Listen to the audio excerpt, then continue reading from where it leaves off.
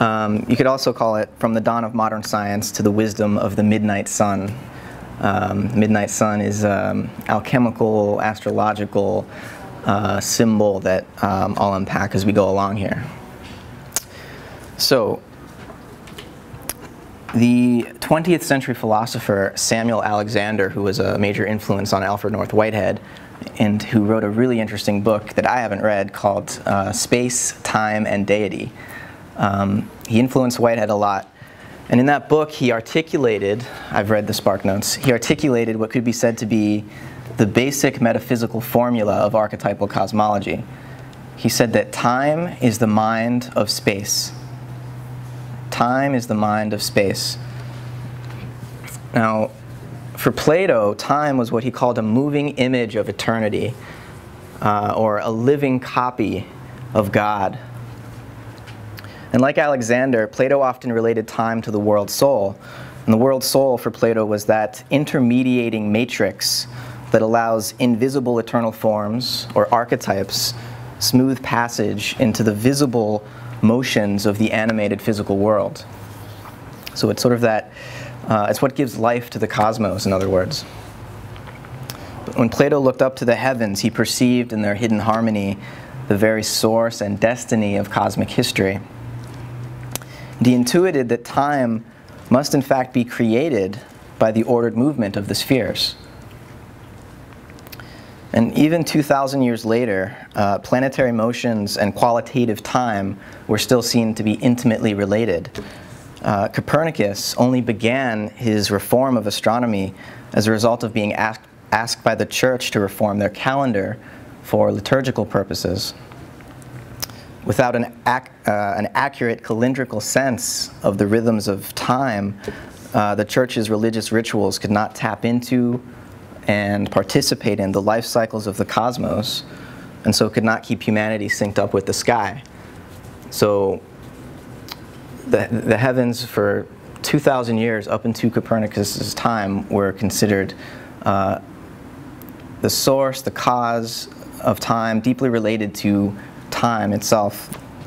But by the death of Newton, about 200 years after the time of Copernicus, around 1727, cosmic time, qualitative time, was well on its way to being reduced to a uniform mathematical magnitude devoid of all texture and qualitative meaning.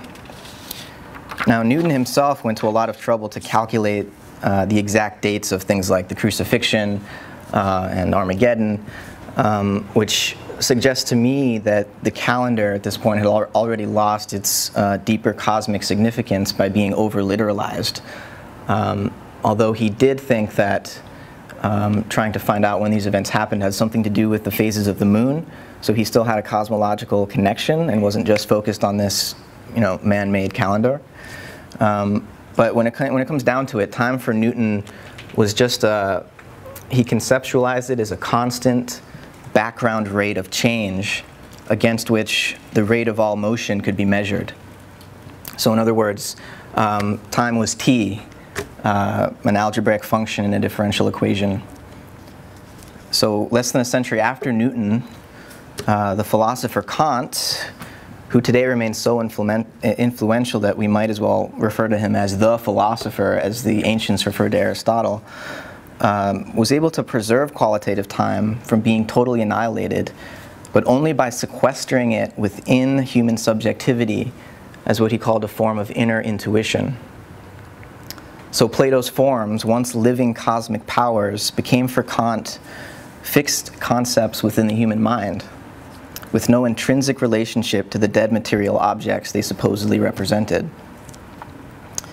Human consciousness was still meaningful, qualitatively rich, intelligent, but the soulless world upon which it gazed, whether it looked vertically to the sky, to the heavens, or horizontally around the earth, was understood purely in terms of mechanism. But this picture is not so clear-cut. Kant never actually suggested that the universe really is a giant machine. He only argued that the human mind was unequipped to grasp it intellectually in any other way, but as a mechanism.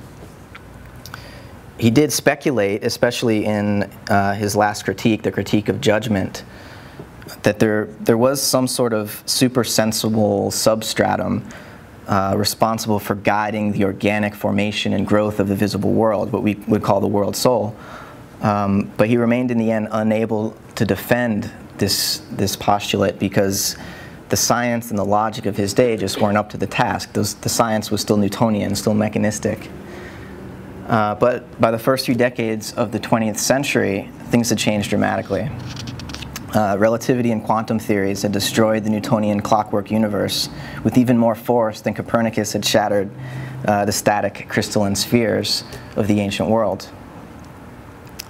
Physicist Sir James Jeans, who was one of the quantum physicists involved in this transformation in the early 20th century, had this to say late in his life, quote, "Today there is a wide measure of agreement, which on the physical side of science approaches unanimity, that the stream of knowledge is heading towards a non-mechanical reality.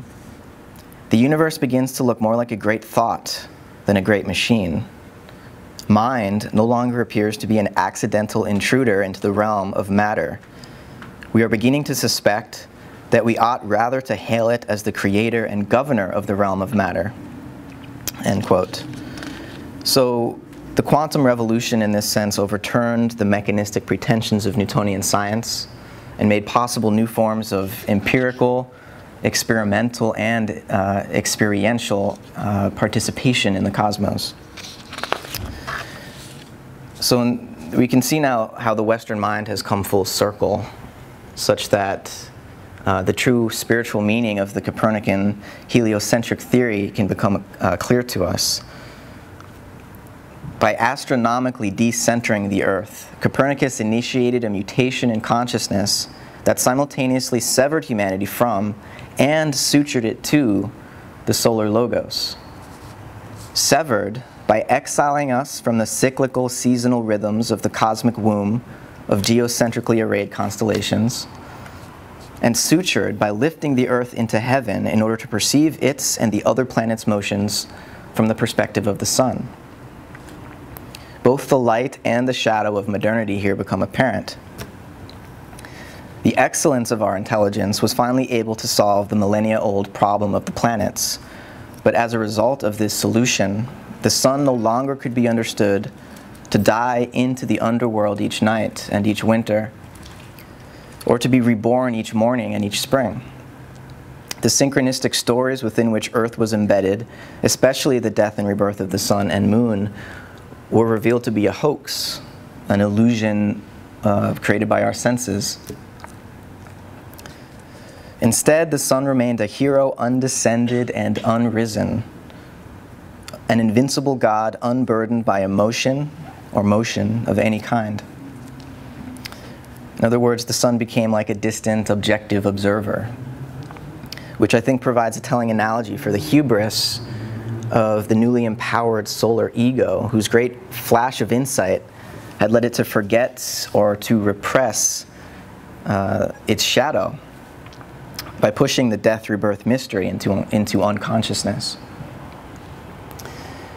So this repression is cosmic in its extent. And so I think it requires that humanity enter into a new form of personal and collective psychoplanetary therapy, which is just another name for archetypal cosmology, I think. We must rediscover the soul of time in the archetypal rhythms of the planetary spheres. Unlike the skeptical Kantian consciousness, which we are attempting to transform, ideas must no longer be hidden away in the private recesses of the human mind. The ideas, the forms, the archetypes, and ordering patterns of the visible world are not projected upon that world by our consciousness, but discovered there in the motion of the heavens, in the growth of plants, in the flight of birds, in the songs of poets. But the planets in particular are the most potent communicative organs of the invisible because all-encompassing world soul. They distill the meaning of the archetype, capital A, the idea, most clearly, since they circle overhead and in that sense provide a universal background for our particularized earthly endeavors. They are the closest image humans have of the transcendent, of the pleroma, of the divine, of reality. In other words, they provide the context within which all of us exist, and that background that we can all agree is there. It's far enough away that in some sense we get enough distance from it that we can all be, we can coordinate intersubjectively about what's going on in the heavens. You know, we share it. So in order to correct our characteristically modern, hubristic overemphasis on the sun, which is an important but not all-determining influence, the archetypal significance of the outer transpersonal planets is especially important.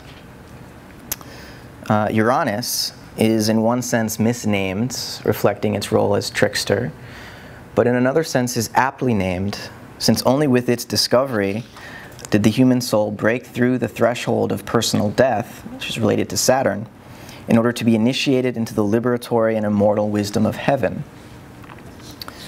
The discovery of Uranus, which is the patron saint of astrology, represents the cutting of the 7 strings of the planetary marionette and the release of the puppet. From that point forward, the human spirit was free to dance or not with the song of the spheres. Neptune reminds the alienated ego that despite all its frightened and anxious thrashing, it remains embedded in a nurturing cosmic womb of untold proportions. And Pluto, the furthest planet from the sun, is no less powerful for its great distance. It communicates the death-rebirth mystery that the heliocentric orientation had temporarily hidden from view, thereby correcting the hubris of the conscious ego by bringing it back in touch with its chthonic and instinctual roots. Earth, too, must not be forgotten, since she is the planet whose destiny it is to reconcile the others, to integrate their powers into one self. Consider the strange synchronicity expressed by solar eclipses. The sun and the moon are the same size, but only from the perspective of Earth. Perhaps this is why Plato elevated geometry above all other sciences, since Earth truly is the measure of all things, geometry. Now in closing, I want to leave you with a short excerpt from one of Kepler's works on astrology. Kepler writes, "There is a much more noble and miraculous unity of the sky and the earth than the material one. This unity is incapable of doing anything material. It is formal. It moves through forms in this world below, and it does not do so simply through the mute forms, as are found in stone and bone, but rather through the spiritual powers, through soul, through reason, indeed through the grasping of the most subtle things that are present in the whole geometry of the world. For earthly creatures are so constituted that they might thus be capable of channeling the celestial realm." So that's Kepler. So archetypally, I think we could say that astrology is the science of the night, while astronomy is the science of the day.